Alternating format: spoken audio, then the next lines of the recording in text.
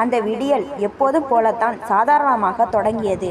ஜன்னல் வழியே எட்டி பார்த்த சூரிய கதிர்கள் அறையெங்கும் பரவி ஒரு புதிய நாளுக்கான அழைப்பை விடுத்து கொண்டிருந்தன. ஆனால் அந்த பகல் எங்களின் வாழ்க்கையே புரட்டி போட போகும் ஒரு பயங்கரமான இரவை ஒளித்து வைத்திருக்கும் என்று நாங்கள் கனவிலும் நினைக்கவில்லை. வீடே ஒருவித பரபரப்பில் இருந்தது. அப்பாவுக்கும் அம்மாவுக்கும் அன்று அதிகாலையிலேயே கிராமத்திற்கு புறப்பட வேண்டிய வேலை. ஒரு முக்கிய குடும்ப விசேஷம் என்பதால் அவர்கள் கட்டாயம் சென்றாக வேண்டும். அம்மா சமையலறையில் மும்மரமாக சாமான்களை அடுக்கிக் கொண்டிருந்தார். மலர், இங்க வாமா என்று அவர் அழைத்த குரலில் ஒருவித பதற்றம் தெரிந்தது. நான் மெல்ல கண்கள் கசக்கி சமையலறைக்குள் நுழைந்தேன். இதோ பாரு மலர், நானும் அப்பாவும் வரதுக்கு 2 நாள் ஆகும். நீயும் ஆகாஷும் பத்திரமா இருக்கணும். அவன் இன்னும் சின்ன பையன், அவனுக்கு எதுவும் தெரியாது. நீதான் அவனை பார்த்துக்கணும் என்று என் கைகளை பிடித்து கொண்டு சொன்னார். நான் சிரித்து கொண்டே, அம்மா, எனக்கு 20 வயசு ஆகுது, நான் பார்த்துப்பேன், நீங்க கவலைப்படாம போயிட்டு வாங்க என்றேன். ஆகாஷ் அப்போதுதான் தூக்க கலக்கத்துடன் வந்தான். அம்மா, எனக்கும் தெரியும் எப்படி இருக்கணும்னு, நான் மலர் அக்காவை கூட பார்த்துப்பேன் என்று வீரமாக பேசினான். அவன் பேச்சை கேட்டு அப்பாவும் அம்மாவும் சிரித்தனர். அம்மா தனது அறிவுரைகளை தொடர்ந்தார். சிரிப்பு இருக்கட்டும் மலர், ராத்திரி நேரத்துல கதவை சரியா பூட்டணும். கேஸ் அடுப்பை அணைச்சிட்டியான்னு 1 முறைக்கு 2 முறை செக் பண்ணு. தேவையில்லாம லைட் எரியக்கூடாது. ஒருவேளை பயமா இருந்தா 2 பேரும் ஹாலில் ஒன்னா படுத்துக்கோங்க.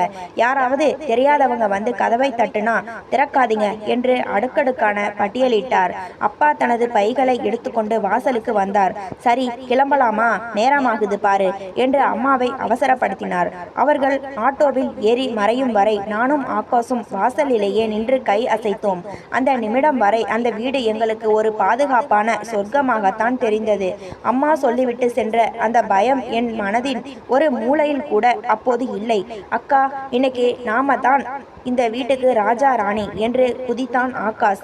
அவன் துள்ளி குதிப்பதை பார்த்து எனக்கும் சந்தோஷமாகத்தான் இருந்தது. ஆனால் காலையில் வீசிய அந்த இதமான காற்று மதியத்திற்கு மேல் மெல்ல மெல்ல மாறத் தொடங்கியது. வானம் மேகமூட்டத்துடன் காட்சியளித்தது. ஏதோ ஒரு அசம்பாவிதம் நடக்கப் போவதை முன்னரே அறிவிப்பது போல அந்த அமைதி கொஞ்சம் பயங்கரமாக இருந்தது. நாங்கள் இருவரும் மதிய உணவை முடித்துவிட்டு சிரித்து பேசிக் கொண்டிருந்த போது வெளியே பலத்த காற்று வீசத் தொடங்கியது. அது வெறும் காற்று அல்ல, ஒரு பெரிய புயலுக்கான அறிகுறி என்று அப்போது எங்களுக்கு தெரியவில்லை. அப்பா அம்மாவை சமாதானப்படுத்தும் விதமாக சிரித்து கொண்டே, அவங்க ஒன்றும் சின்ன பசங்க இல்லம்மா, நல்லா வளர்ந்துட்டாங்க, நீ ஏன் வீணா பதற்றப்படுற என்றார். அப்பாவின் அந்த வார்த்தைகள் எனக்கு ஒருவித பெருமையை அளித்தன. ஆனாலும் அம்மாவின் கண்களில் அந்த தாய்மைக்கே உரிய தவிப்பு அப்படியே இருந்தது.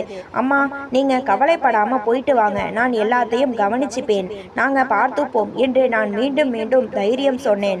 ஆகாஷ் என்னை விட ஒரு படி மேலே போய் என் தோளில் கை போட்டபடி கிண்டலாக, ஆமாமா, நாங்க இப்போ பெரிய மனுஷங்க, இந்த வீட்டை நாங்க 2 பேரும் ஒரு கை பார்க்கிறோம், நீங்க நிம்மதியா போயிட்டு வாங்க என்றான்.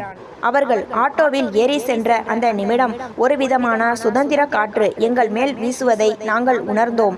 எப்போதும் அம்மாவின் கண்டிப்பும் அப்பாவின் பார்வையும் சூழ்ந்திருந்த அந்த வீட்டில் இன்று நாங்கள் மட்டுமே.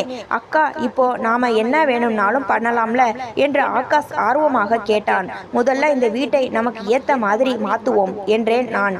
நாங்கள் இருவரும் உடனே செயலில் இறங்கினோம். ஹாலில் இருந்த சோபாக்களை நகர்த்தி நடுவில் மெத்தையை போட்டு ஒரு குட்டி முகாம் போல உருவாக்கினோம். லேப்டாப்பில் எங்களுக்கு பிடித்தமான படத்தை பார்க்க தயார் செய்தோம். அம்மா இருந்திருந்தால் வீட்டை ஏமா இப்படி குப்பையாக்குறீங்க என்று கத்தி இருப்பார். அந்த சத்தம் இல்லாததே ஒரு பெரிய விடுதலையாக தெரிந்தது. மதிய உணவிற்கு அம்மா செஞ்சு வைத்திருந்த உணவை விட ஏதாவது ஸ்பெஷலாக சாப்பிட வேண்டும் என்று தோன்றியது. அக்கா, நாம இன்னைக்கு மேகி செஞ்சு சாப்பிடலாமா, அப்புறம் அந்த பெரிய சிப்ஸ் பாக்கெட்டு என்று ஆகாஷ் தன் விருப்ப பட்டியலை அடுக்கினான். அன்று மதியம் முழுக்க நாங்கள் பாட்டும் கூத்துமாக இருந்தோம். ஜன்னல் வழியே தெரிந்த வானம் மெல்ல மெல்ல நீல நிறத்திலிருந்து சாம்பல் நிறத்திற்கு மாறத் தொடங்கியது. அந்த சுதந்திர காற்றின் குளிர்ச்சி மெல்ல மெல்ல ஒருவித ஜில்லிப்பாக மாற ஆரம்பித்தது. என்ன அக்கா, திடீர்னு இருட்டுன மாதிரி இருக்கு என்று ஆகாஷ் ஜன்னல் வழியே பார்த்தபடி கேட்டான். வெளியே மரங்கள் அசையும் சத்தம் முன்பை விட அதிகமாக கேட்டது. அந்த சுதந்திரம் தரும் உற்சாகத்திற்கு நடுவே ஏதோ ஒரு இனம் புரியாத பயம் என் மனதிற்குள் மெல்ல தலை தூக்கியது. ஆனால் அதை நான் ஆகாஷிடம் காட்டிக்கொள்ளவில்லை. மழை வரும் போல இருக்குடா, அதான் அப்படி இருக்கு, கதவெல்லாம் சரியா இருக்கான்னு ஒரு முறை பார்த்துட்டு வா என்று அவனை அனுப்பினேன்.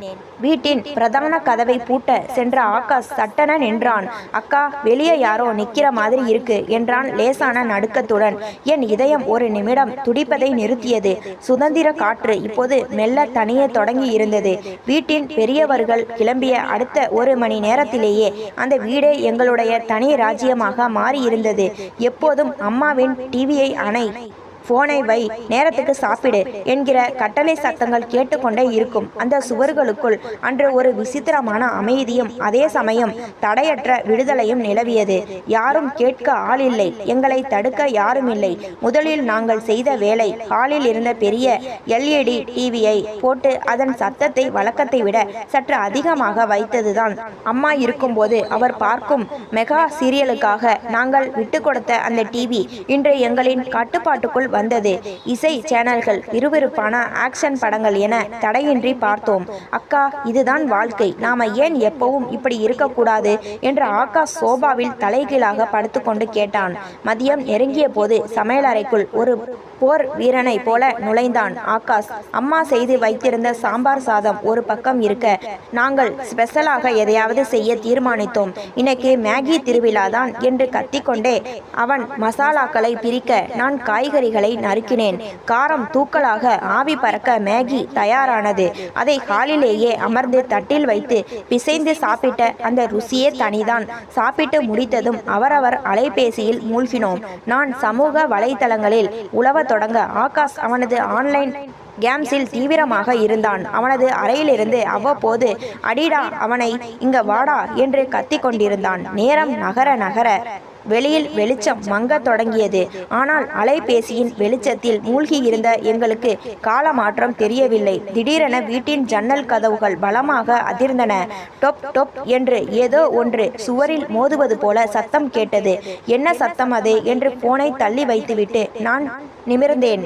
காத்தா இருக்கும் அக்கா, நீ வேற பயப்படாத என்று ஆகாஷ் சொன்னாலும் அவன் கண்களில் ஒரு நிமிடம் போனை தாண்டிய ஒரு தேடல் தெரிந்தது. அப்போதுதான் நான் கவனித்தேன். வீட்டின் மூலைகளில் நிழல்கள் மெல்ல நீளத் தொடங்கி இருந்தன. மதிய கொண்டாட்டத்தில் நாங்கள் ஜன்னல்களை சரியாக மூட மறந்திருந்தோம். வெளியே காற்று இப்போது ஊளையிட தொடங்கி இருந்தது.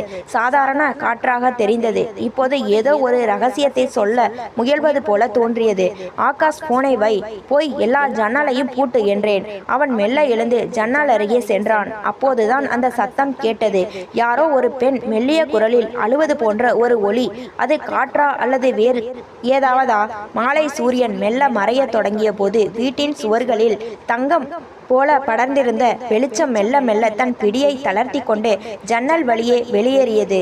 பகல் முழுவதும் நாங்கள் செய்த கூச்சல், ஆட்டம் பாட்டம் எல்லாம் அந்தி சாயும் வேளையில் அடங்கி போயிருந்தது. எப்போதும் அம்மா ஏற்றி வைக்கும் அந்த அகல் விளக்கின் சுடரும் அவர் சொல்லும் கந்தர் சஷ்டி கவசம் பாடலும் இல்லாத அந்த மாலை பொழுது எங்களுக்குள் ஒரு விசித்திரமான பாரத்தை ஏற்படுத்தியது. சாலையில் எப்போதாவது போகும் வண்டிகளின் சத்தத்தை தவிர வீட்டுக்குள் ஒரு கனமான நிசப்தம் நிலவியது. நான் ஜன்னல் ஓரம் அமர்ந்து வானத்தை பார்த்தேன். பகலில் தெரிந்த அந்த தெளிவான நீல வானம் இப்போது இல்லை. மேகங்கள் கரிய நிறத்தில் ஒன்று கூடி சூரியனை முழுவதுமாக மறைத்திருந்தன. அக்கா, என்ன பண்ற? ஆகாஷின் குரல் அந்த அமைதியை கிழித்தது. அவன் முகத்தில் எப்போதும் இருக்கும் அந்த துருதுருப்பு இப்போது சற்று குறைந்திருந்தது. கையில் இருந்த அலைபேசியை ஓரமாக வைத்துவிட்டு என் அருகில் வந்து அமர்ந்தான். ஒண்ணுமில்லடா, வானம் ரொம்ப இருட்டிட்டு வருது, மழை வரும் போல இருக்கு என்றேன். அவன் தலைமுடியை கோதிவிட்டபடி. காற்று பலமாக வீச தொடங்கியது. தெருவில் இருந்த வேப்ப மரத்தின் கிளைகள் ஒன்றோடு ஒன்று உரசிக்கொண்டு விசித்திரமான ஒளியை எழுப்பின. ஜன்னல் திரைகள் காற்றில் படபடவென அடித்து கொண்டன. அம்மா இல்லாத போது வீட்டின் ஒவ்வொரு மூலையும் எவ்வளவு பெரிதாக தெரிகிறது என்பதை நான் அப்போதுதான் கவனித்தேன். அம்மா இந்நேரம் இருந்தா உன்னை விளக்கேத்த சொல்லிட்டு எனக்கு சூடா பஜ்ஜி போட்டு தருவாங்கல்ல அக்கா என்று ஏக்கமாக கேட்டான் ஆகாஷ். அவன் கேட்டதில் ஒரு நியாயம் இருந்தது. சுதந்திரம் என்பது ஆரம்பத்தில் இனித்தாலும் மாலை நேரத்து தனிமை எப்போதும் வீட்டில் பெரியவர்களின் நினைவை ஏங்க வைக்கும். நாமளே செஞ்சா போச்சு, உனக்கு அக்கா நான் இருக்கேல்ல, வா நாம போய் காஃபி போடலாம் என்று அவனை தேற்றினேன். நாங்கள் இருவரும் சமையலறைக்கு சென்றோம். இருள் சூழ்ந்த அந்த பெரிய வீட்டில் சமையலறை விளக்கு மட்டும் ஒரு சிறு நம்பிக்கையாக எரிந்து கொண்டிருந்தது. பால் கொதிக்கும் சத்தமும் காஃபி தூளின் வாசனையும் அந்த நிசப்தத்தை போக்க ஓரளவுக்கு உதவின. திடீரென பலமான இடி சத்தம் கேட்டது. ஜன்னல் கதவுகள் அதிரும் அளவுக்கு அந்த சத்தம் இருந்தது. ஆகாஷ் பயத்தில் என் கையை இறுக பற்றி கொண்டான். பயப்படாதடா, இது சாதாரண இடிதான் என்று நான் சொன்னாலும் என் மனதிற்குள்ளும் ஒரு மெல்லிய நடுக்கம் பரவியது. பெரியவர்கள் இல்லாத இந்த இரவு நாங்கள் நினைத்தது போல அவ்வளவு எளிதானதாக இருக்கப் போவதில்லை என்பது மட்டும் அந்த நிசப்தமான மாலையில் எங்களுக்கு புரிய தொடங்கியது. நாங்கள் காஃபியை குடித்து முடித்துவிட்டு ஹாலில் அமர்ந்திருந்த போது அந்த அறையின் ஒளி திடீரென்று ஒரு முறை கண்ணை இமைப்பது போல அணைந்து பின் வந்தது. ஒரு வினாடிதான் அந்த இருள், ஆனால் அதை ஏற்படுத்திய தாக்கம் பெரிது. என் இதயம் ஒரு நிமிடம் படபடக்க தொடங்கியது. இருட்டில் எப்போதுமே ஒரு இனம் புரியாத பயம் ஒளிந்திருக்கும். அதுவும் அம்மா அப்பா இல்லாத இந்த நேரத்தில் அந்த சிறு மின்சார மாற்றம் என் மனதிற்குள் பல கேள்விகளை எழுப்பியது. டேய் ஆகாஷ், கரண்ட் போயிடுமோ என்றேன், என் குரலில் இருந்த நடுக்கத்தை மறைக்க முயன்றபடி. அவன் எப்போதும் போல மிகவும் கூலாக இருந்தான். அலைபேசியின் ஒளியில் அவனது முகம் பிரகாசமாக தெரிந்தது. போனா என்ன அக்கா, மெழுகுவர்த்தி ஏத்திக்கலாம், இல்லைன்னா ஃபோன் டார்ச் இருக்கு, இதுக்கெல்லாம் போய் பயப்படாத என்று எனக்கு தைரியம் சொன்னான். அவன் தம்பி என்றாலும் சில நேரங்களில் என்னை விட முதிர்ச்சியாக பேசுவான். அப்போது மணி இரவு 8:30. வெளியே மழை பெய்ய தொடங்கி இருந்தது. ஆரம்பத்தில் மெல்லிய தூறலாக விழுந்த மழை சில நிமிடங்களிலேயே வேகம் எடுத்தது. கூரையில் மழை துளிகள் விழும் சத்தம் யாரோ 1000 பேர் சேர்ந்து தாளம் போடுவது போல கேட்டது. திடீரென்று ஒரு மிக பெரிய மின்னல் வானை பிளந்தது. அந்த ஒளியில் ஜன்னலுக்கு வெளியே இருந்த மரங்கள் எல்லாம் பேய் உருவங்கள் போல ஒரு கணம் தோன்றி மறைந்தன. அதை தொடர்ந்து வந்த இடி சத்தம் வீட்டின் தரைத்தளத்தையே அதிர வைத்தது. அடுத்த வினாடி சடக் என்ற சத்தத்துடன் மின்சாரம் முழுவதுமாக துண்டிக்கப்பட்டது. வீடு இப்போது அடர்ந்த இருளில் மூழ்கியது. ஆகாஷ், எங்கடா இருக்க என்று நான் இருட்டில் கையை துளாவினேன். இங்கத்தான் இருக்கேன் அக்கா, பயப்படாத என்று அவன் சொல்லும் போதே அவனது போன் டார்ச்சை ஆன் செய்தான். அந்த சிறு ஒளி இருட்டை முழுவதுமாக விரட்ட முடியாவிட்டாலும் எங்களின் பயத்தை ஓரளவுக்கு குறைத்தது.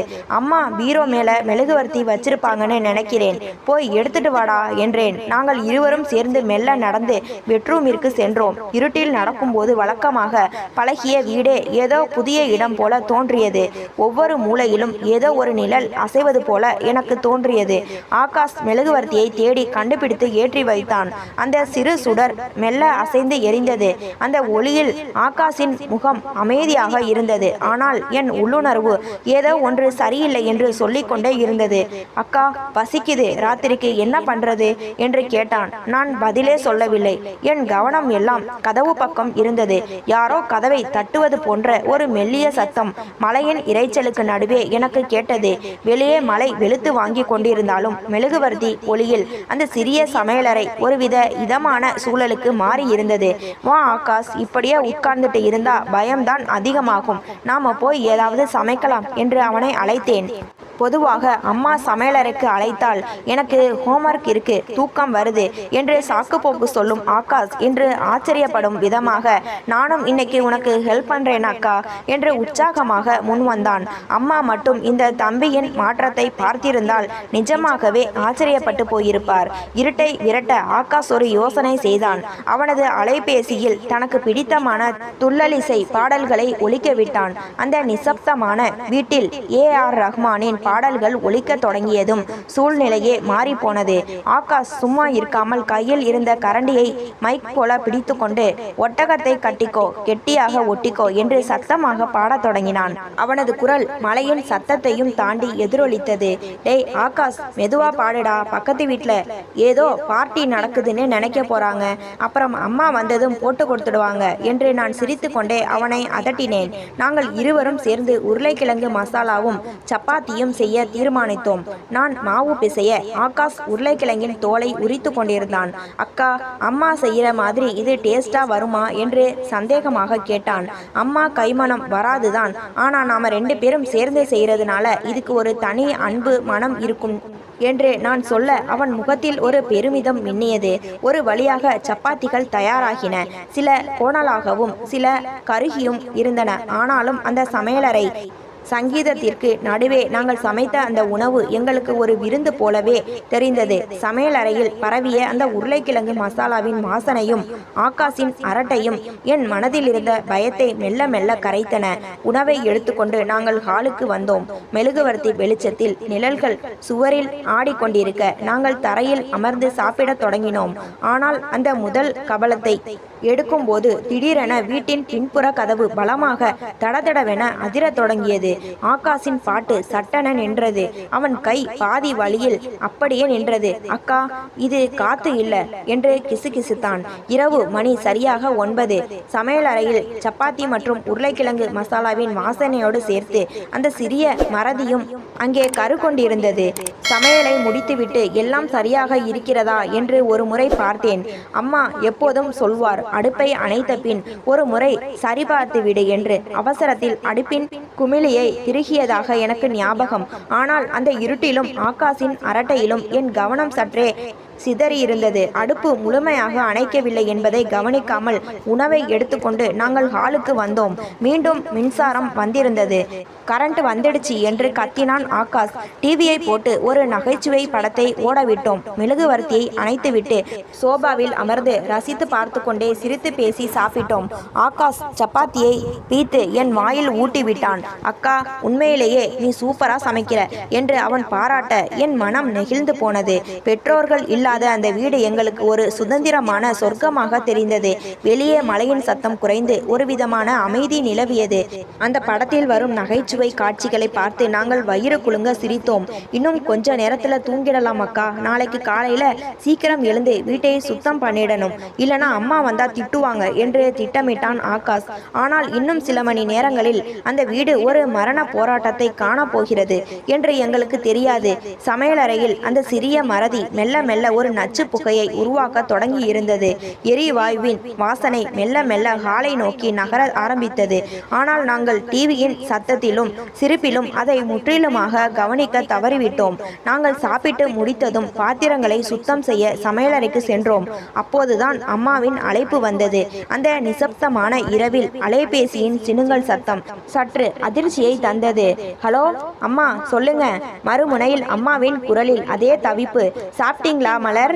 ஆகாஷ் என்ன பண்றான், தூங்கிட்டானா என்று அடுக்கடுக்கான கேள்விகளை கேட்டார். நாங்க இப்பதான் சாப்பிட்டு முடிச்சோமா, ஆகாஷ் இங்கே தான் இருக்கான், நீங்க கவலைப்படாம நிம்மதியா தூங்குங்க என்று நான் அவரை சமாதானப்படுத்த முயன்றேன். இருந்தாலும் அம்மா விடவில்லை. மலர், எனக்கு என்னவோ மனசு ஒரு மாதிரியா இருக்கு. சமையலறைக்கு ஒரு முறை போய் பாரு, கேஸ் அடுப்பை சரியா அணைச்சிட்டியா, ஜன்னல் கதவெல்லாம் பூட்டி இருக்கான்னு ஒரு வாட்டி செக் பண்ணிட்டு போய் படு என்றார். அம்மாவின் அந்த உள்ளுணர்வு எவ்வளவு பெரியது என்பதை நான் அப்போது உணரவில்லை. நான் அந்த போன் வெளிச்சத்திலேயே அடுப்பின் பக்கம் ஒரு பார்வை பார்த்தேன். எல்லாம் ஆஃப் பண்ணிட்டேமா, நான் பார்த்துப்பேன் என்று சொல்லிவிட்டு போனை வைத்தேன். ஆனால் அதுதான் நான் செய்த மிகப்பெரிய தவறு. இருட்டில் அடுப்பின் திருகு முழுமையாக மூடியிருக்கவில்லை. மிக மெல்லிய அளவில் ஒரு நூலிழை இடைவெளியில் எரிவாயு கசிய தொடங்கியிருந்தது. புஷ் என்ற ஒரு மிக மெல்லிய சத்தம் கூட அந்த மலையின் இரைச்சலில் எங்களுக்கு கேட்கவில்லை. அம்மாவிடம் அணைத்து விட்டேன் என்று சொன்ன அந்த தைரியம் ஒரு ஆபத்தான நம்பிக்கையை எனக்கு கொடுத்தது. நாங்கள் இருவரும் ஹாலுக்கு வந்து படுக்க தயாரானோம். வாசனையோ சத்தமோ இல்லாமல் அந்த மரண காற்று வீட்டின் ஒவ்வொரு மூலையையும் ஆக்கிரமிக்க தொடங்கியது.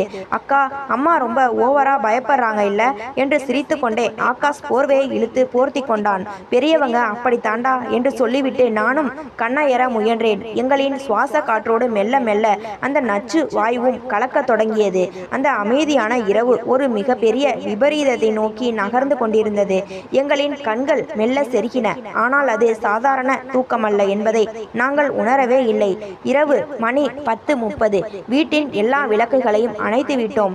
இருள் இப்போது வீட்டை முழுவதுமாக தன் போர்வையில் மூடிக்கொண்டது. அக்கா, குட் நைட் என்று சொல்லிவிட்டு ஆகாஷ் அவன் அறைக்கு சென்றான். நானும் என் அறைக்கு சென்று படுக்கையில் சாய்ந்தேன். ஆனால் தூக்கம் என் கண்களை தழுவ மறுத்தது. ஜன்னல் வழியே வெளியே பார்த்தேன். தெரு விளக்குகள் மங்கலாக எரிந்து கொண்டிருக்க தெருவே வெறிச்சோடி போயிருந்தது. அவ்வப்போது வீசும் பலத்த காற்று ஜன்னல் கம்பிகளுக்கு இடையே புகுந்து ஒருவித ஊளையிடும் சத்தத்தை எழுப்பியது. அறையில் நிலவிய அந்த அமைதியில் சுவர் கடிகாரத்தின் டிக் டிக் சத்தம் அன்றைக்கு ஏனோ இடி போல என் காதுகளில் பலமாக விழுந்தது. ஒவ்வொரு நொடியும் ஒரு யுகமாக நகருவது போல தோன்றியது. என் ஆழ் மனதில் ஏதோ ஒரு எச்சரிக்கை மணி ஒலித்து கொண்டே இருந்தது. திடீரென்று ஹாலில் ஏதோ ஒரு பொருள் தரையில் விழுந்து உருளும் சத்தம் கேட்டது. டொக் டொக் டொக் என அந்த சத்தம் மெல்ல தேய்ந்து நின்றது. என் உடல் ஒரு நிமிடம் நடுங்கத் தொடங்கியது. ஆகாஷ், நீயா என்று மெல்லிய குரலில் அழைத்தேன். பதில் இல்லை. அவன் அறையில் அவன் ஆழ்ந்த உறக்கத்தில் இருப்பது தெரிந்தது. அப்படியானால் ஹாலில் இருப்பது யார் அல்லது எது? மெல்ல படுக்கையை விட்டு எழுந்தேன். கால்கள் நடுங்க. கையில் அலைபேசியின் வெளிச்சத்தோடு அறை கதவை திறந்து ஹாலுக்கு வந்தேன். இருட்டில் அந்த பெரிய ஹால் ஒரு குகையை போல தெரிந்தது. வெளிச்சத்தை பாய்ச்சிய போது டைனிங் டேபிளில் இருந்த ஒரு ஸ்டீல் டம்ளர் தரையில் விழுந்து கிடப்பதை கண்டேன். காத்துல விழுந்திருக்குமோ என்று என்னையே நான் சமாதானப்படுத்த முயன்றேன். ஆனால் அந்த டம்ளர் விழுந்திருந்த திசைக்கும் ஜன்னல் இருக்கும் திசைக்கும் சம்பந்தமே இல்லை. அப்போதுதான் அந்த விசித்திரமான வாசனையை நான் கவனித்தேன். ஒருவித அழுகிய முட்டை போன்ற மனம் மிகவும் மெல்லியதாக தொடங்கி இப்போது அந்த ஹால் முழுவதையும் ஆக்கிரமித்திருந்தது. இது கேஸ் வாசனையா? என் தலை சட்டென கனத்தது போல இருந்தது. ஒருவித மயக்கம் என்னை சூழ்ந்தது. ஆகாஷ், எழுந்திருடா என்று கத்த முயன்றேன். ஆனால் என் தொண்டையிலிருந்து சத்தம் வரவில்லை. அந்த நள்ளிரவின் திகில் எங்களை மெல்ல மெல்ல தன் பிடிக்குள் சுருக்க தொடங்கியது. அந்த நள்ளிரவு நேரத்தில் நிலவிய நிசப்தம் என் காதுகளை அடைப்பது போல இருந்தது. ஹாலில் விழுந்த டம்ளர் சத்தம் என் தூக்கத்தை முற்றிலுமாக விரட்டி இருந்தது. மெல்ல எழுந்து கதவை திறந்து ஹாலுக்குள் தலை நீட்டி பார்த்தேன். ஜன்னல் வழியே உள்ளே வந்து கொண்டிருந்த நீல நிற நிலவொளி தரைத்தளத்தில் விசித்திரமான நிழல்களை உருவாக்கி கொண்டிருந்தது. அந்த மங்கலான ஒளியில் வீட்டின் பொருட்கள் எல்லாம் அடையாளம் தெரியாத உருவங்கள் போல தோன்றின. பயம் என் தொண்டையை அடைக்க மெல்ல அடிமேல் அடி வைத்து ஆகாஷின் அறைக்கு சென்றேன். அவன் போர்வையை தலைவரை இழுத்து போர்த்தி கொண்டு நிம்மதியாக உறங்கிக் கொண்டிருந்தான். ஆகாஷ், ஆகாஷ், எழுந்திருடா என்று அவன் தோளை பிடித்து உலுக்கினேன். அவன் பாதி தூக்கத்தில், என்னக்கா, ஏன் தூங்க விடாம பண்ற என்று முணுமுணுத்தான். டேய், மெதுவா பேசு, ஏதோ சத்தம் கேட்குதடா. யாரோ வீட்டுக்குள்ள இருக்காங்கன்னு நினைக்கிறேன் என்றேன் படபடப்புடன். என் குரல் இருந்த நடுக்கத்தை கவனித்தவன் சட்டென கண்களை திறந்து அமர்ந்தான். எங்கிருந்து சத்தம் வருது என்று ரகசிய குரலில் கேட்டான். சமையலறையில இருந்துன்னு நினைக்கிறேன், ஏதோ பொருள் உருள்ற சத்தம் கேட்டுச்சு என்று நான் சொன்னதும் ஆகாஷ் தன் போன் டார்ச்சை ஆன் செய்தான். இருவரும் ஒருவரை ஒருவர் பிடித்து கொண்டு மெல்ல சமையலறையை நோக்கி நடந்தோம். அந்த வாசனை இப்போது முன்பை விட அதிகமாக தெரிந்தது. தலை பாரமாக இருந்தது. மூச்சு விடுவதில் ஒருவித சிரமம் தெரிந்தது. ஆனால் அந்த பயத்தில் நான் அதை ஒரு பொருட்டாக கருதவில்லை. சமையலறை வாசலை அடைந்தபோது அங்கே ஒரு உருவம் அசைவது போல தெரிந்தது. யார் அது என்று ஆகாஷ் கத்த முயன்றான். ஆனால் அவன் குரல் கம்மியது. அந்த நில ஒளியில் சமையலறை மேடைக்கு அடியில் ஒரு கரிய நிழல் அசைந்து கொண்டிருந்தது. அந்த நிழல் மெல்ல எழுந்து எங்களை பார்த்தது. என் இதயம் ஒரு நிமிடம் நின்று துடித்தது. அது ஒரு மனித உருவமா அல்லது எங்களுடைய பயம் உருவாக்கிய கற்பனையா? அதே சமயம் சமையலறையில் இருந்து ஒரு மெல்லிய கிச் கிச் என்ற சத்தம் கேட்டது.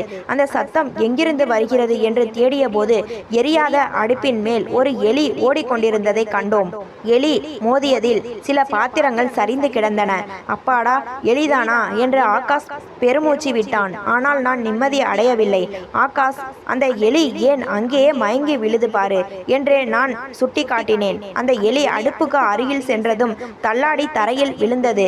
அப்போதுதான் எனக்கு அந்த உண்மை உரைத்தது. எலி அசைந்ததால் அடுப்பின் திருகு இன்னும் கொஞ்சம் திறந்து விட்டிருந்தது. இப்போது எரிவாயுவின் வாசனை அந்த சிறிய அறையை நரகமாக மாற்றிக் கொண்டிருந்தது. சமையலறைக்கு அருகில் செல்ல செல்ல அந்த எரிவாயுவின் நெடி இப்போது எங்கள் மூக்கை துளைத்தது. அதுவரை ஏதோ ஒரு மர்ம உருவம் இருப்பதாக நினைத்த எங்களுக்கு இப்போதுதான் அதைவிட பெரிய ஆபத்து கண்ணுக்கு தெரியாமல் அங்கே சூழ்ந்திருப்பது புரிய தொடங்கியது. மயக்கம் என் கண்களை சுழற்ற, என்ன இது இவ்வளவு வாசனை என்று முணுமுணுத்தேன். இருட்டில் எதுவுமே சரியாக தெரியவில்லை. இருக்கா, நான் போய் பார்க்கிறேன் என்று சொன்ன ஆகாஷ் சமையலறை சுவரில் இருந்த சுவிட்ச் போர்டை நோக்கி தன் கையை நீட்டினான். அவன் விளக்கை ஒளிரவிட முயன்ற அந்த வினாடி காலம் ஒரு நிமிடம் உறைந்து நின்றது. ஆகாஷ் நில்லு என்று நான் கத்துவதற்குள் அவனே ஏதோ விபரீதத்தை உணர்ந்தவன் போல லைட்டை போடாதே என்று கத்திக்கொண்டே தன் கையை சட்டென பின்னுக்கு இழுத்தான். அவன் கத்திய குரலில் அத்தனை நடுக்கம் இருந்தது. ஏண்டா, என்னாச்சு என்று நான் அதிர்ச்சியுடன் கேட்டேன். ஆகாஷ் மூச்சிறைக்க என் கையை இறுக பற்றி கொண்டு எங்களை சமையலறையிலிருந்து சற்று தள்ளி இழுத்து சென்றான். அக்கா, சமையலறை முழுக்க கேஸ் பரவி இருக்கு. இப்போ நாம சுவிட்ச் போட்டா அதுல வர ஒரு சின்ன மின்பொறி கூட இந்த வீட்டையே வெடிச்சு சிதற வச்சிடும். நாம இப்போ ஒரு வெடிகுண்டு மேல நின்னுகிட்டு இருக்கோம் என்றான். அவன் சொன்னதை கேட்டு என் கால்கள் செயலிழந்தன. ஒரு சிறிய மின்சார சுவிட்ச், ஒரு சிறிய மறதி, இவை அனைத்தும் சேர்ந்து எங்களை மரணத்தின் வாசலில் கொண்டு வந்து நிறுத்தி இருந்தன. இப்போ என்ன பண்றது ஆகாஷ்? எனக்கு தலை சுத்த ஆரம்பிக்குது என்றேன். அந்த நச்சு வாய்வின் தாக்கம் இப்போது எங்களின் நுரையீரலை தாக்க தொடங்கி இருந்தது. இருட்டில் எங்களின் கண்கள் செருக தொடங்கின. முதல்ல ஜன்னல்களை திறக்கணுமாக்கா, ஆனா அதுக்குள்ள போகவே பயமாயிருக்கு என்றான் ஆகாஷ். அவன் கண்கள் கலங்கி இருந்தன.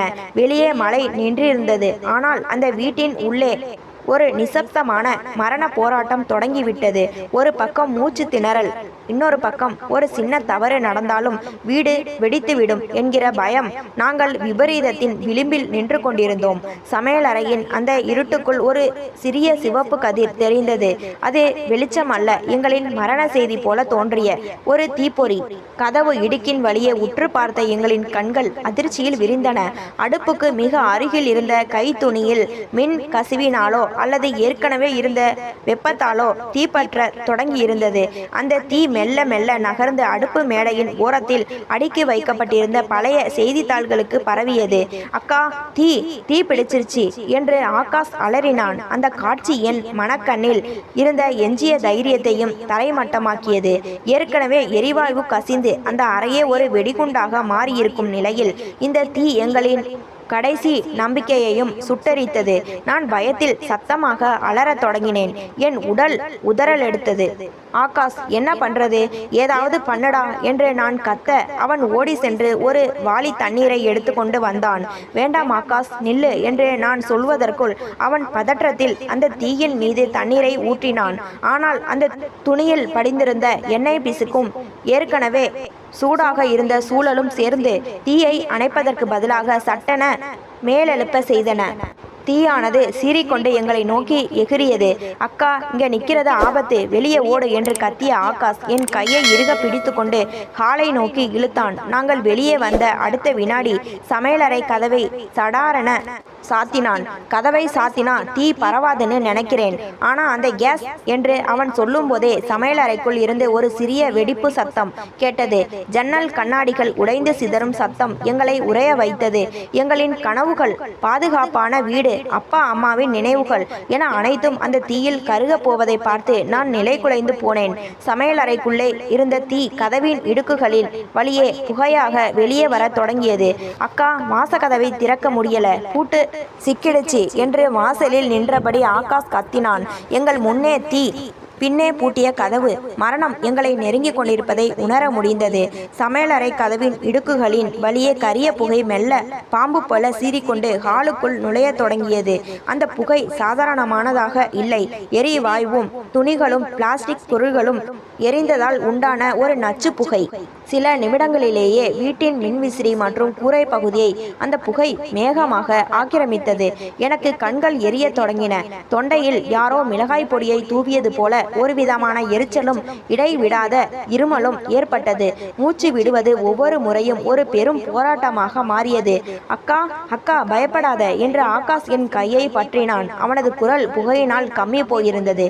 மலர், அங்கே பாரு, புகை மேலத்தான் அதிகமா இருக்கு, கீழே குனிஞ்சு உட்காரு, தரையில தான் கொஞ்சம் காத்து இருக்கும் என்று அவன் அறிவுறுத்தினான். நாங்கள் இருவரும் தரையோடு தரையாக மண்டியிட்டு அமர்ந்தோம். அந்த அடர்ந்த புகைக்கு நடுவே தரையில் இருந்த ஒரு சில இன்ச் உயரத்தில் கிடைத்த காற்றுதான் எங்களின் கடைசி நம்பிக்கையாக இருந்தது. எனக்கு ரொம்ப பயமா இருக்குடா ஆகாஷ், நாம பிழைப்போமா என்று நான் அழுது கொண்டே கேட்டேன். நாம ஒன்றும் ஆக மாட்டோம் அக்கா, இதோ பாரு, நான் உன் கையை பிடிச்சிருக்கேன்ல என்று அவன் என் கையை இறுக பற்றி கொண்டான். இந்த இக்கட்டான நிலையிலும் அவன் காட்டிய தைரியம் எனக்கு ஆச்சரியமாக இருந்தது. நாங்கள் இருவரும் கண்களை இறுக மூடிக்கொண்டு கடவுளை வேண்டினோம். அம்மா, அப்பா என்று என் வாய் முணுமுணுத்தது. அந்த நிமிடம் சாவு எங்கள் வாசலில் வந்து நின்றது போல இருந்தது. ஹாலில் இருந்த ஜன்னல் திரைகளும் மெல்ல தீப்பற்ற தொடங்கின. வெப்பம் அதிகமாக எங்களின் உடல் வியர்வையில் நனைந்தது. புகையினால் ஆகாஷ் இப்போது மயக்க நிலைக்கு செல்ல தொடங்கினான். அவன் பிடி மெல்ல தளர்வதைக் கண்டு நான் அலறினேன். ஆகாஷ், கண்ணை திறடா ஆகாஷ், வெளியே யாருக்காவது எங்களின் நிலைமை தெரியுமா? இந்த நள்ளிரவில் எங்களை காப்பாற்ற யாராவது வருவார்களா? எங்களின் மூச்சு காற்று மெல்ல தீர்ந்து கொண்டிருக்க அந்த வீடு ஒரு புகைக்கூடமாக மாறி இருந்தது. இருளில் புகையின் நடுவே மரணம் எங்களை நெருங்கிவிட்டதாகவே நான் எண்ணினேன். ஆனால் அந்த இக்கட்டான சூழலில் அம்மாவின் குரல் என் காதுகளில் ஒலிப்பது போல இருந்தது. சமையலறை கதவை எப்போதும் மூடி வை மலர், அதுதான் வீட்டுக்கு பாதுகாப்பு என்று அவர் அடிக்கடி சொல்வார். அன்று அந்த தற்செயலான பழக்கமும் ஆகாஷ் பதற்றத்தில் செய்த அந்த செயலும் தான் எங்களின் உயிரை காக்கப் போகிறது என்று நாங்கள் நினைக்கவில்லை. சமையலறை ஒரு மூடிய அறையாக இருந்ததால் உள்ளே இருந்த ஆக்சிஜன் தீ எரிவதற்கு போதுமானதாக இல்லை. தீ பரவ ஆக்சிஜன் தேவை. அது தீர்ந்து போன நிலையில் அந்த பெரும் நெருப்பு மெல்ல மெல்ல தன் வேகத்தை குறைத்து அடங்க தொடங்கியது. சுமார் 10 நிமிடங்கள் கழிந்திருக்கும். மூச்சு திணறல் சற்று குறைந்ததை உணர்ந்தேன். புகை மெல்ல தெளிய தொடங்கியது. ஆகாஷ் மெதுவாக தலை தூக்கி பார்த்தான். அக்கா, சத்தம் எதுவும் கேட்கல, நெருப்பு அணைஞ்சிருச்சுன்னு நினைக்கிறேன் என்றான் தளர்வான குரலில். அவன் மெல்ல தரையில் ஊர்ந்து சென்று சமையலறை கதவை ஒரு சிறிய இடைவெளி விட்டு திறந்தான். நான் பயத்தில் அவன் சட்டையை பிடித்து கொண்டேன். ஆனால் உள்ளே இருந்து அனல் காற்று வரவில்லை. மாறாக கருகிய வாசனையுடன் கூடிய குளிர்ந்த காற்று வந்தது. உள்ளே பார்த்தபோது எங்களுக்கு பெரும் அதிர்ச்சியாக இருந்தது. அடுப்புக்கு அருகில் இருந்த துணி, மேடையில் இருந்த பேப்பர்கள் என அனைத்தும் கருகி சாம்பலாகி கிடந்தன. சுவர்கள் எல்லாம் கரியாக மாறி போயிருந்தன. ஆனால் அந்த தீ அடுத்த கட்டத்திற்கு பரவாமல் தானாகவே அணைந்து போயிருந்தது. அக்கா, நாம பிழைச்சிட்டோம் என்று ஆகாஷ் என் தோளில் சாய்ந்து அழத் தொடங்கினான். அது ஒரு மௌனமான அற்புதம். அந்த பெரிய விபத்து நடந்தும் ஒரு சிறிய சேதத்துடன் அது முடிந்து போனது. இறைவனின் அருளன்றி வேறில்லை. நாங்கள் இருவரும் அந்த இருட்டு ஹாலில் அப்படியே ஒருவரை ஒருவர் கட்டிப்பிடித்து கொண்டு அமர்ந்திருந்தோம். எரிவாயுவின் கசிவும் இப்போது நின்றிருந்தது. அந்த இரவு எங்களுக்கு ஒரு பெரிய பாடத்தை கற்பித்திருந்தது. ஒரு சிறிய மறதி எவ்வளவு பெரிய விபரீதத்தை உண்டாக்கும் என்பதும் அந்த நேரத்தின் காட்டும் நிதானம் எப்படி உயிரை காக்கும் என்பதும் எங்களுக்கு புரிந்தது. இனிமே அம்மாவோட பேச்சை ஒருபோதும் தட்ட மாட்டேன் அக்கா என்று ஆகாஷ் சொன்னபோது அவன் முகத்தில் ஒரு முதிர்ச்சி தெரிந்தது. வீட்டின் தரைத்தளத்தில் அந்த இருட்டில் நாங்கள் இருவரும் அப்படியே அமர்ந்திருந்தோம். சமையலறையில் இருந்து வீசிய அந்த புகையின் நெடியும் கருகிய சாம்பலின் வாசனையும் நாங்கள் கடந்து வந்த மரண போராட்டத்தை நினைவூட்டி கொண்டே இருந்தன. என் கண்கள் நின்றபாடில்லை. தேம்பி தேம்பி அழுது கொண்டே இருந்தேன். எல்லாம் என் தப்புதான் ஆகாஷ். அம்மா அவ்வளவு சொல்லியும் நான் கவனக்குறைவா இருந்துட்டேன். ஒருவேளை உனக்கு ஏதாவது ஆயிருந்தா நான் என்ன பண்ணியிருப்பேன் என்று குற்ற உணர்ச்சியில் துடித்தேன். ஆகாஷ் என் கைகளை தன் சிறிய கைகளால் பிடித்து கொண்டான். அவன் முகத்தில் இப்போது பயமில்லை, ஒரு விதமான அமைதி நிலவியது. அக்கா, அழாத. தப்பு நடக்கிறது மனுஷ இயல்புதான். ஆனா அந்த தப்புல இருந்து நாம என்ன கத்துக்கிட்டோங்கிறது தான் முக்கியம். கடவுள் நம்மை காப்பாத்திட்டார். நாம 2 பேரும் பாதுகாப்பா இருக்கோம்ல, அது போதும் என்றான். ஒரு பெரிய மனிதனை போல அந்த நள்ளிரவு 2 மணி அமைதி எங்களுக்கு ஒரு சாதாரண அமைதியாக தெரியவில்லை. அது ஒரு பெரிய வாழ்க்கை பாடத்தை கற்றுக் கொடுத்தது. சுதந்திரம் என்பது வெறும் ஆட்டம் பாட்டம் மட்டுமல்ல, அந்த சுதந்திரத்தை சுமப்பதற்கான பொறுப்பும் நமக்கு இருக்க வேண்டும் என்பதை அந்த இரவு எங்களுக்கு உணர்த்தியது. பயத்தில்தான் உண்மையான பொறுப்பு பிறக்கிறது. அன்று என் கண்களில் இருந்து வழிந்தது வெறும் கண்ணீர் அல்ல, அது ஒரு புதிய விழிப்புணர்வுக்கான அடையாளம். அதிகாலை 5 மணி அளவில் அப்பா அம்மாவின் ஆட்டோ சத்தம் கேட்டது. அவர்கள் உள்ளே வந்து வீட்டின் நிலையை பார்த்து அதிர்ந்து போனார்கள். ஆனால் நாங்கள் இருவரும் ஒருவரை ஒருவர் பாதுகாப்பாக பிடித்து கொண்டு நிற்பதை பார்த்ததும் அம்மாவின் கண்களில் கண்ணீர் பெருகியது. அப்பா கருகிய சமையலறையை பார்த்துவிட்டு, நல்ல வேளை பெரிய விபத்து தவிர்க்கப்பட்டிருக்கு என்று எங்களை அணைத்து கொண்டார். அன்று நான் அம்மாவிடம் மன்னிப்பு கேட்கவில்லை. மாறாக, இனிமே நான் உங்களை மாதிரியே ஒரு பொறுப்பான பொண்ணா இருப்பேமா என்று உறுதி அளித்தேன். அன்று எரிய தொடங்கிய அந்த தீ எங்களை சுடவில்லை. மாறாக, இருட்டில் இருந்த எங்கள் வாழ்க்கைக்கு பொறுப்புணர்வையும் கவனத்தையும் ஒரு பாதையாக காட்டியது. அந்த மறக்க முடியாத இரவு இன்றும் எங்கள் நினைவுகளில் ஒரு எச்சரிக்கை மணியாக ஒலித்து கொண்டே இருக்கிறது. இது போன்ற கதைகளை தொடர்ச்சியாக கேட்க லைக் பண்ணுங்க, ஷேர் பண்ணுங்க, கமெண்ட் பண்ணுங்க, மறந்து விடாமல் சப்ஸ்கிரைப் பண்ணுங்க.